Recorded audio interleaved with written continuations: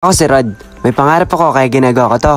Kaya tara, samahan niyo ako. Ay mga karot, ngayong araw nga pala ipapabastong ko itong binili ko na pansa ukay-ukay. Sa ukay-ukay ko lang ngayon binili kasi napakamura. At dito nga mga karot, pinasukat na sa akin ni Lola Banji ang dala kong pants. Pinasuot niya nga lang sa akin para daw malaman niya kung hanggang saan ang puputulin niya. At dito nga binibigyan na ng tanda ni Lola Banji kung hanggang saan ang puputulin niya. At nang nabigyan na nga ng tanda ni Lola Banji, binigay ko na nga sa kanya ito. At pagbigay ko nga kay Lola Banji, sabi ko ay balikan ko bukas ng umaga. At kinabukasan nga ginawa ko na itong pants. Talaga naman napakabilis manahin ni Lola Banji. At pagkatapos ko naman ginawa ang pants ay naligo na din ako. At sakto nga mga karad, nakabukas itong generator dito sa bukid. Dito na nga lang ako naligo sa generator para mas mabilis. Nagmamadali nga ako sa mga oras na to kasi magsisimba pa kami. Pagkatapos ko nga maligo mga karad, umalis na din ako kasi napakalabing nga ng tubig. At pagkalipas nga ng ilang minuto ay nakabihis na din ako. Kulay brown na nga lang ang sinuot kong polo dito para nang bumagay dun sa pinatay kong pants kay Lola Banji. At dito nga mga karad ay naglalakad na ako papunta sa aming sasakyan na jeep.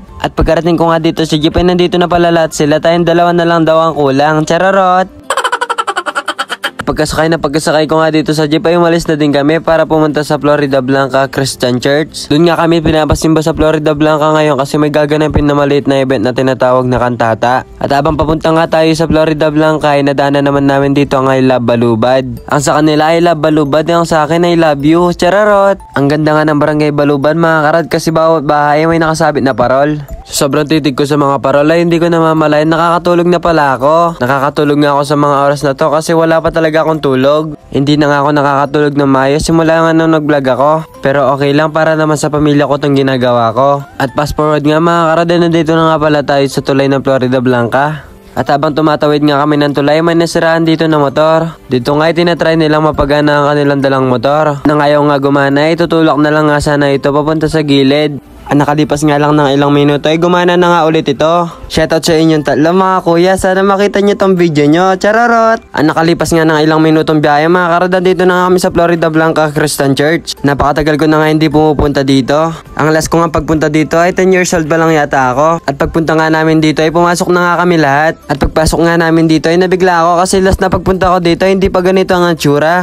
Ang laki nga ng pagbabago dito pero yung ex mo hindi pa nagbabago. Chararot! Nakalipas nga ng ilang minuto mga karad ay magpa-pray na nga muna kami dito. Puri, pagpapasalamat sa pangalan ng aming Panginoong Jesus. Amen.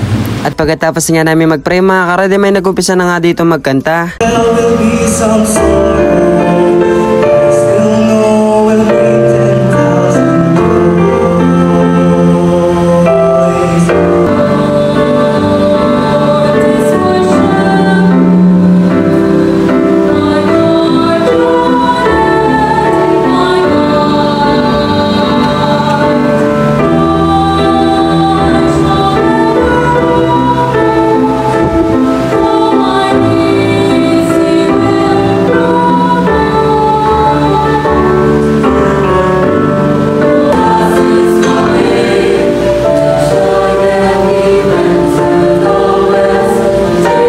At pagkatapos nga nila magkanta lahat mga karada, nag-closing prayer na din kami. Pag-asang hindi kayang ibigay ng sanglibutan ito.